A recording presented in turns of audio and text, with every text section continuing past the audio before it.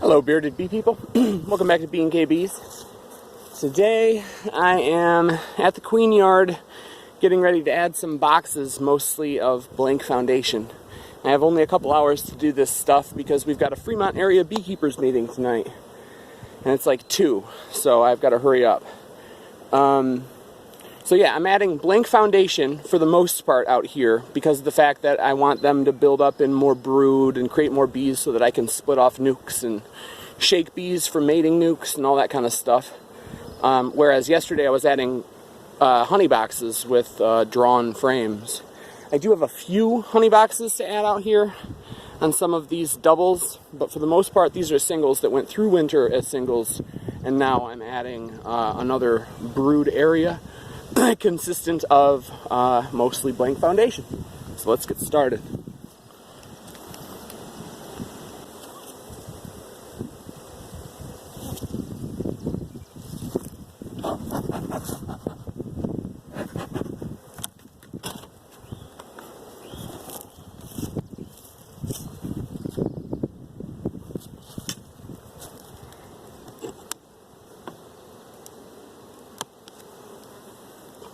Alright, box looks like it's ready for another one, don't you think?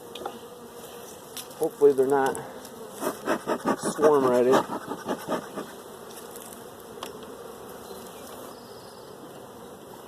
We will find out.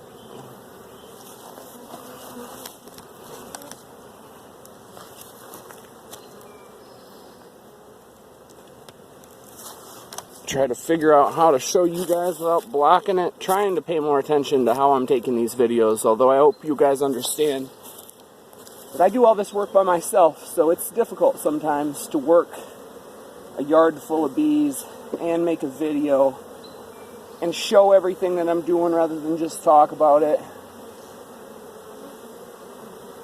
Okay, so here we've got largely empty frame with a little bit of bee bread, a little bit more bee bread on the back.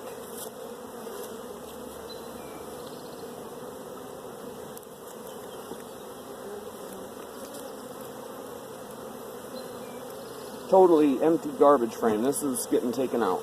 I hate these kinds of frames. Just shake them off.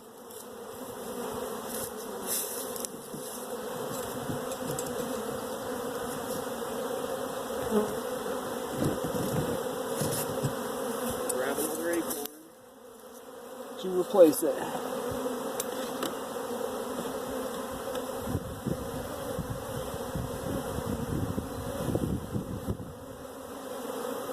Alright, now we're getting into brood. There's some eggs and young larvae on that side. Capped brood, eggs and young larvae in the center.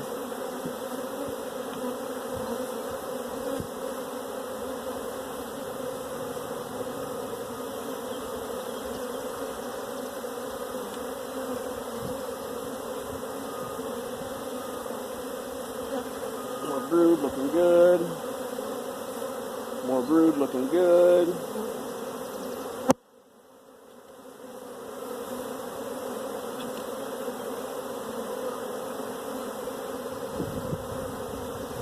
Brood looking good. Alright, this is what I'm hoping to see a lot of out here today.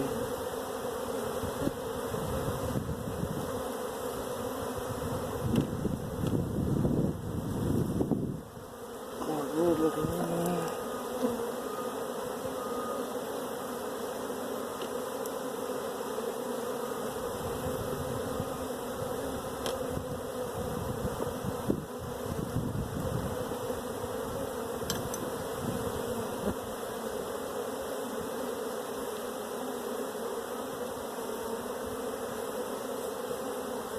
Alright, so that's all I need to see. I don't think they're doing any swarm prep.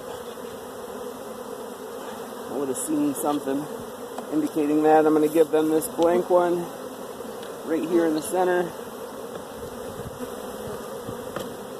because it's warm enough at night for me to start forcing them to pay attention to stuff.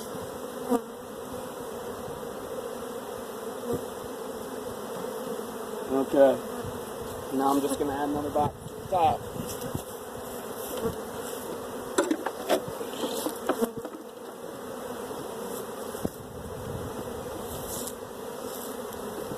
push them all together in the center of the box, as you should always do, because as I've always said, you give bees room to be creative and they're going to get creative on you.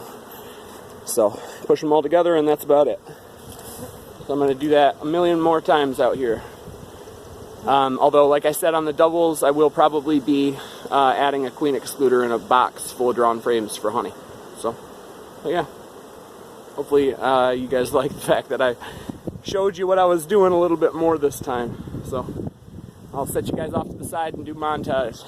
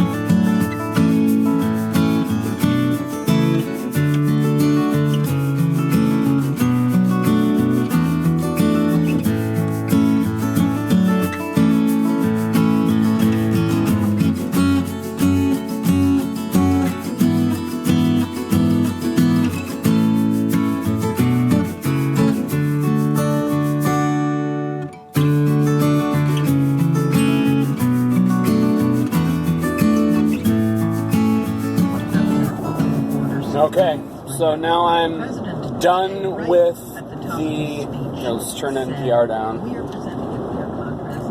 I'm done with the stuff for today, the bee stuff for today. I added a bunch of boxes there at the queen yard, and that was pretty much it. Mostly brood boxes, but some honey boxes as well.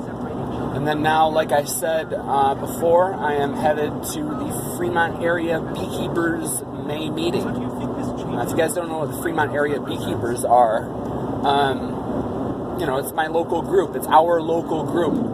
And I speak there often and got a lot of good friends there. And so tonight I'm talking about splits and feeding new colonies and talking about, the various different impulses under which bees make queens to better familiarize people with how to make a split and what actions they're really taking and how the bees are going to respond to those actions. So it's stuff like this that I love talking about. So hopefully I'll see some of you guys there, and hopefully maybe if you're just finding out about the group, you'll come out and check us out. It's the third Thursday of every month in Fremont. Go to FremontAreaBeekeepers.org for more information. So probably cut it off now. Thank you very much for watching. As always, I say, get out there and have some fun with your bees. See ya.